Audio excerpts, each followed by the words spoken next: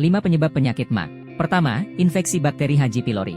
Infeksi oleh bakteri Helicobacter pylori dianggap sebagai penyebab umum dari gastritis. Bakteri ini dapat merusak lapisan pelindung lambung, meningkatkan produksi asam lambung, dan menyebabkan peradangan. Kedua, konsumsi obat tertentu. Penggunaan obat-obatan tertentu, seperti non-steroidal anti-inflammatory drugs, NSAIDs, seperti aspirin, ibuprofen, atau naproxen, secara berlebihan dapat merusak lapisan lambung dan menyebabkan iritasi yang menyebabkan MAC. Ketiga, kebiasaan makan dan pola hidup tidak sehat. Konsumsi makanan pedas, berlemak, atau beralkohol secara berlebihan dapat memicu gejala MAC. Kebiasaan merokok juga dapat meningkatkan risiko MAC. Keempat, stres. Meskipun hubungan antara stres dan gastritis tidak sepenuhnya dipahami, namun stres dapat mempengaruhi produksi asam lambung dan meningkatkan risiko iritasi pada lambung.